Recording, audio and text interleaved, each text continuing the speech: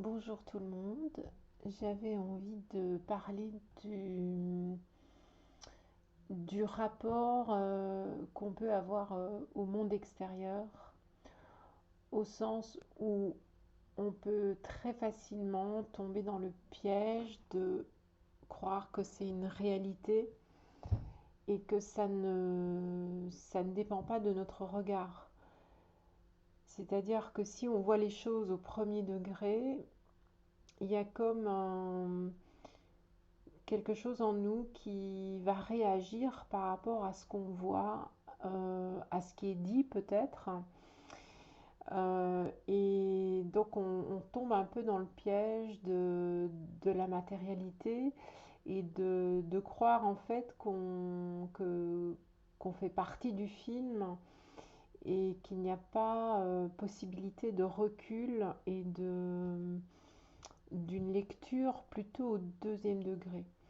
Donc, qu'est-ce que j'appelle une lecture au deuxième degré? Ce serait de voir qu'en fait, l'extérieur est le reflet de l'intérieur. Euh, et que c'est en quelque sorte nous le réalisateur du film. C'est nous qui avons convoqué, on va dire, les personnes, les situations, pour justement nous refléter quelque chose qu'on n'arrive pas à voir à l'intérieur de nous. Et donc c'est comme, oui, on pourrait dire c'est comme un miroir, mais c'est plus que ça. C'est vraiment euh, comme si j'utilisais les scènes extérieures pour réveiller en moi ce qui est complètement obstrué, qui est souvent étouffé par des croyances limitantes. Euh, et donc c'est intéressant de pouvoir faire cette lecture des choses à l'extérieur, surtout quand ces choses viennent nous chercher, c'est-à-dire suscitent de la colère en nous, ou nous met en difficulté d'une façon ou d'une autre. À ce moment-là, c'est vraiment le moment idéal, on va dire, pour justement prendre ce recul, cette distance et voir qu'est-ce que cette situation va nous essaye de nous dire et pourquoi, c'est-à-dire on va reprendre la responsabilité de cette situation. Et ça, c'est important parce que du coup, on reprend notre pouvoir. Parce que bien souvent, quand une situation extérieure est dérangeante, on met à ce moment-là la faute à l'extérieur et on perd totalement le pouvoir puisque tant que cette situation ne change pas ou que la personne ne fasse pas telle ou telle chose, on se sent bloqué. Et donc l'idée, c'est de reprendre la responsabilité, puisque c'est mon script à moi, on pourrait dire. Et qu'est-ce que justement ça vient me révéler, puisqu'on est vraiment dans cette période de révélation, de dévoilement, où ce qui était caché vient à la lumière. Et donc, qu'est-ce que cette situation cherche à mettre en lumière en moi? Mais donc, on n'a pas un Dieu extérieur ou la vie qui est complètement extérieure à moi, qui vient me montrer quelque chose. C'est vraiment l'énergie créatrice que je suis qui va mettre en scène une, une situation ou des personnages pour me refléter en fait ce que je dois voir en moi et qui va me permettre d'avancer bien sûr parce que le but c'est ça, c'est d'avancer. Alors je reviens un petit peu à mon thème de la culpabilité qui je pense est très important en ce moment, c'est de voir que il est possible que parce qu'il y a cette culpabilité en moi, je vais convoquer des personnes ou des situations qui vont justement soulager cette culpabilité en moi. Mais donc là, c'est de façon assez vicieuse, puisque comme je ne reconnais pas cette culpabilité, je vais vouloir, de par les situations extérieures, soit me punir, me saboter ou me montrer ma propre culpabilité. Donc c'est important de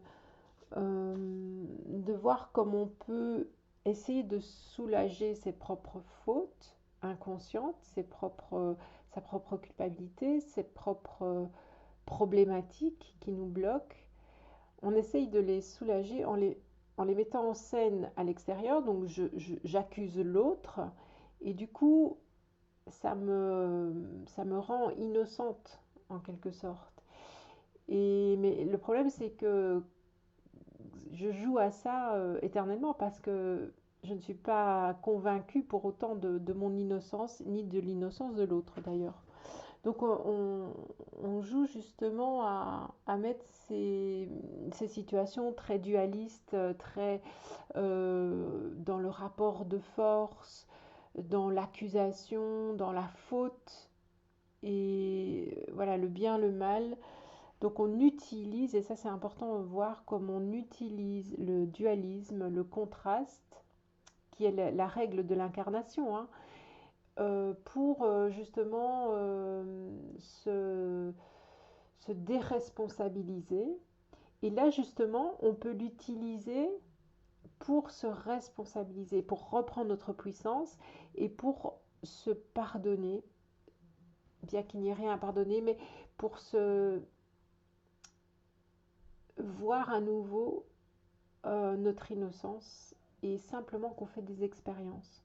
Vous voyez, il y a deux façons de vivre l'incarnation. Soit je rentre en plein dans la dualité et c'est quelque chose qui ne termine jamais, c'est-à-dire que je vais toujours avoir des situations conflictuelles, des choses que je ne vais jamais atteindre, etc., etc. Où j'utilise la dualité, mon incarnation, c'est-à-dire ce monde duel, cette illusion de la dualité, pour justement prendre conscience que je suis dans l'unité et que je suis quelqu'un. Mais quand je dis quelqu'un, c'est plutôt une force, un esprit créateur. Donc ça va changer complètement le rapport à l'extérieur, au monde qui m'entoure. C'est-à-dire que je vais donner moins d'importance, moins de réalité aussi à ce monde, puisqu'il n'est que la projection de l'esprit collectif et de mon esprit individuel, puisque tout est imbriqué. Donc au lieu de réagir au premier plan et d'avoir toujours les mêmes comportements, les mêmes pensées, les mêmes réactions d'accusation, de critique, euh, est-ce qu'on peut se rendre compte que, est-ce qu'on peut prendre conscience qu'on nourrit, on- non seulement on nourrit, si par exemple un sujet nous est donné par les médias, par exemple, je ne sais pas, le sujet de la pénurie, par exemple, ou de l'inflation des prix, etc. Si on commence à critiquer, à, à projeter de la peur, à en parler aussi, euh, on le rend réel. C'est c'est difficile quand on a un esprit très rationnel, c'est difficile de se rendre compte qu'on est créateur et que avec notre énergie, on peut donner forme à quelque chose ou on peut, comme je disais, l'utiliser pour se renforcer dans notre abondance, par exemple. De se rappeler qu'on est l'abondance et que on peut changer notre réalité dans le sens, on peut changer de ligne de temps, on peut changer de réalité, on peut vibrer au niveau vraiment profond euh, notre puissance justement et ne pas la remettre, on peut ne pas se remettre en dépendance de l'extérieur. Alors c'est vraiment on va dire une tactique très répandue, c'est-à-dire que dans les médias, on lance un sujet et puis le peuple, entre guillemets, s'en empare et il le rend vivant, le rend consistant. Mais voilà, ce sont des sujets involutifs, ce sont des sujets qui suscitent la peur. Et donc, est-ce qu'on va tomber dans ce piège ou est-ce qu'on va, encore une fois, voir que c'est l'occasion de régler cette peur en nous et de se souvenir qu'on est cette puissance de vie, cette lumière, cette puissance de création et, et qu'on peut très bien voir le piège de ce qui peut sembler réel à l'extérieur. Et le mental va toujours discourir, il va dire ah, mais oui, mais quand même, c'est une réalité, puisqu'il y a ça, il y a ça, et comment je vais faire ça. Donc, et c'est vraiment s'échapper de ce discours mental et de revenir à cette réalité beaucoup plus profonde. Nous sommes vraiment information. C'est-à-dire l'information est informe, c'est-à-dire ça n'a pas de forme. Hein. Donc on est cette information vibratoire et dès que je me fige dans une forme, c'est mortifère en fait. Ça doit circuler, ça doit d'instant en instant euh, bouger et évoluer.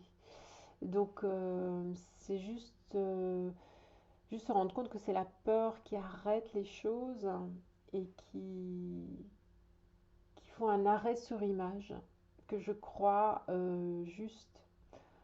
Or que voilà, il y a toute cette continuité, cette confiance que je vais trouver la réponse juste et que il n'y a pas de danger, sauf si j'y crois en fait. Donc voilà, quel est mon rapport aux situations qui viennent sur la scène de mon expérience? Euh, et est-ce que je peux changer mes habitudes, mes comportements et avoir un autre regard? C'est comme si je me déplaçais d'angle de vue et de ne plus voir le monde comme figé, comme rationnel dans une matière et que voilà, il y a vraiment ce cadeau derrière qui vient justement nous faire évoluer et non pas le contraire.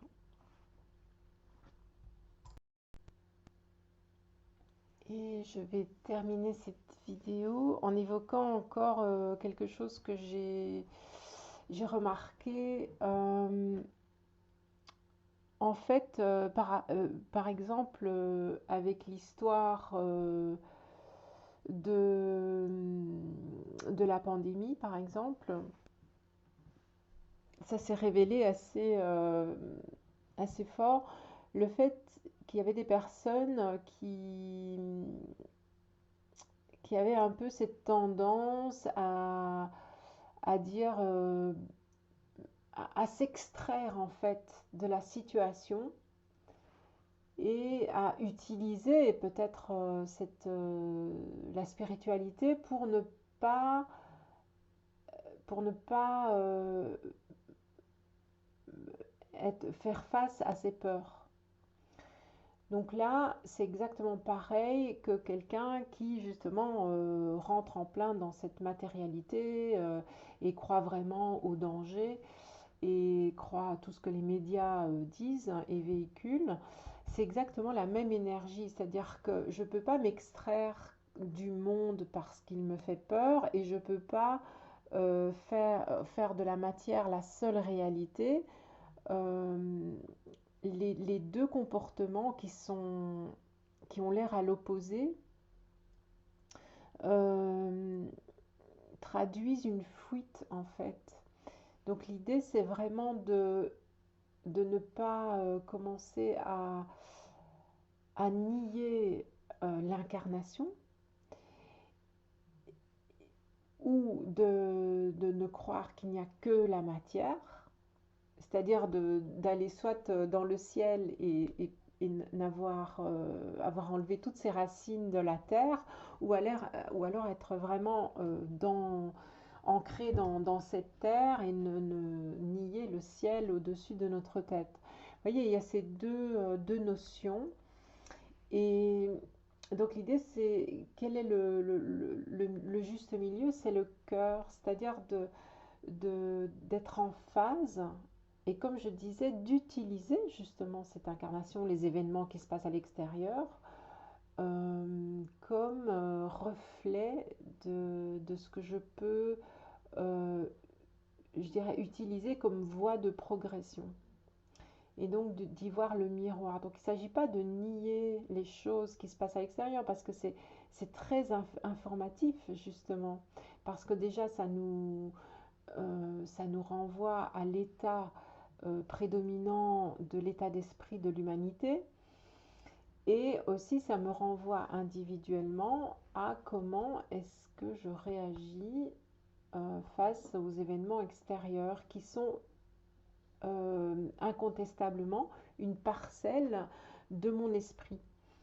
Donc c'est ma propre peur que je vois, c'est mon propre sabotage, c'est ma propre guerre que je vois à l'extérieur, c'est ma propre pénurie, c'est ma propre pauvreté, etc. etc. Et c'est à ce moment-là qu'on peut reprendre notre richesse intérieure, notre confiance, tout en étant les deux pieds dans le monde, c'est-à-dire de pouvoir regarder les événements en face, mais d'avoir une lecture lumineuse, je dirais, une lecture dans le sens du mouvement de la vie, du processus de la vie, qui cherche la vie et qui cherche justement cet équilibre. Voilà, on va se laisser là-dessus et je vous remercie beaucoup de votre écoute et je vous dis à bientôt.